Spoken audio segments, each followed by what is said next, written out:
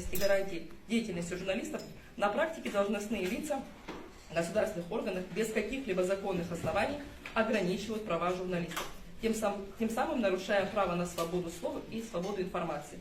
Так, 17 июля 2024 года в аппарат уполномоченного по правам человека обратилась журналист Заводская с просьбой оказать содействие в выяснении причин и урегулировании ситуации по недопуску ее и других журналистов на заседании Комитета по экономической политике и реформе Народного собрания парламента Республики Абхазия при наличии у них соответствующей аккредитации. В процессе проведения проверки указанного обращения уполномоченного по правам человека были направлены письма на имя начальника службы государственной охраны. Однако указанные запросы остались без соответствующего реагирования. Кроме того, письма с разъяснением норм закона Республики Абхазия об уполномоченном по правам человека в Республике Абхазия и других законов, обязывающих оказать содействие в защите прав человека, также остались без внимания. К сожалению, необходимо отметить, что ограничение деятельности уполномоченной в сфере получения от органов государственной власти и должностных лиц необходимых сведений, документов и материалов носит систематический характер. Продолжает существовать негативная практика, когда руководители государственных органов, а также иные должностные лица в нарушении закона Республики Абхазия об уполномоченном по правам человека не предоставляют ответы на официальные запросы уполномоченной или же месяцами игнорируют их, либо отвечают на них не по существу. Подобное положение дел негативно сказывается на возможностях уполномоченного оставить права и свободы человека, в том числе право на свободу слова, информации и средств массовой информации. Вторая тема – это оказание психиатрической помощи гражданам. В рамках исполнения своих задач уполномоченный по правам человека в Республике Абхазия посетила Республиканскую специализированную психиатрическую больницу Министерства здравоохранения Республики Абхазия в целях мониторинга условий пребывания в ней пациентов и ознакомления с порядком организации деятельности этого учреждения. Мониторинг включал в себя беседу с главным врачом больницы, а также беседу с персоналом и осмотр ее отделения. В ходе мониторинга уполномоченная посетила мужское и женское отделение, отделение дневного стационара, гериатрическое отделение, а также отделение смешанных судебно-медицинских экспертиз и принудительного лечения.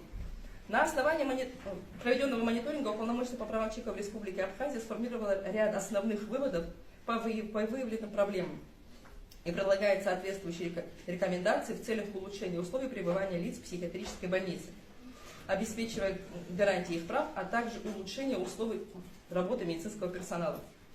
Среди выводов можно выделить проблему переполненности учреждения, что в значительной степени отражается на правах пациентов.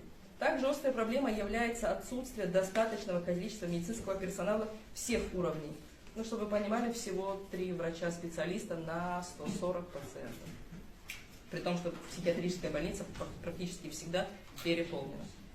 Нехватка сотрудников охраны в стражном отделении, санитарно-гигиенологические условия содержания в учреждении, особенно в душевых кабинах и санузлах, находится на недостаточном уровне. Отсутствие специализированного закона об оказании психиатрической помощи и прочее. Мониторинг был направлен в Народное собрание, в Кабинет министров, в Министерство здравоохранения, в Министерство социального обеспечения и демографической политики и в Республиканскую специализированную психиатрическую больницу.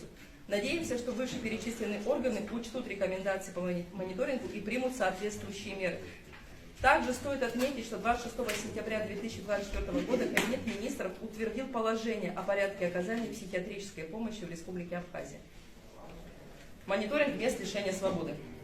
В соответствии с законами Республики Абхазия об уполномоченном по правам человека и о содержании под стражей подозреваемых и обвиняемых в совершении преступлений в период с 23 по 25 июля 2024 года был осуществлен мониторинг мест содержания задержанных, предварительного заключения, учреждения отбывания осужденных наказаний с целью мониторинга условий содержания подозреваемых, обвиняемых и осужденных.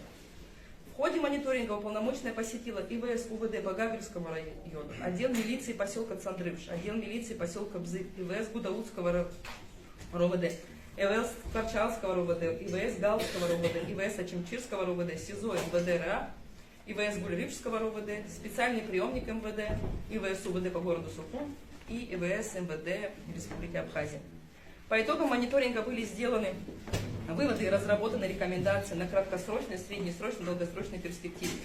В первую очередь стоит отметить, что места содержания задержанных лиц и места лишения свободы на территории Республики Абхазия по своей планировке не соответствуют нормам, стандартам, которые установлены законодательством, в частности, законом Республики Абхазия о содержании под стражей подозреваемых и обвиняемых в совершении преступлений.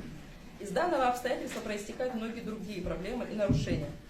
прав задержанных и содержащихся в них лиц, отсутствие доступа к свежему воздуху, естественному освещению, прогулкам, свиданиям, соблюдению санитарных норм и норм в жилой площади, достаточному питанию и других условий содержания.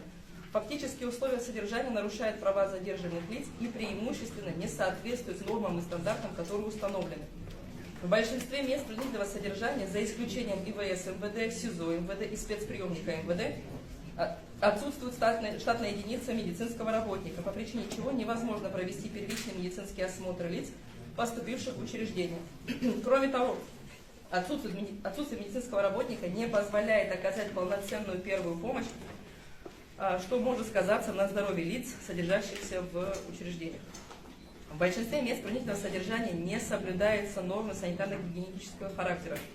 Не обеспечено индивидуальное спальное место, неудовлетворительное состояние матрасов, подушек, постельного белья, невозможность обеспечить санитарные площади на одного заключенного, загрязненные душевые кабины и общие санузлы, которые не могут обеспечить удовлетворение естественных потребностей человека в условиях чистоты и пристойности, сырость в камерах и помещениях ИВС.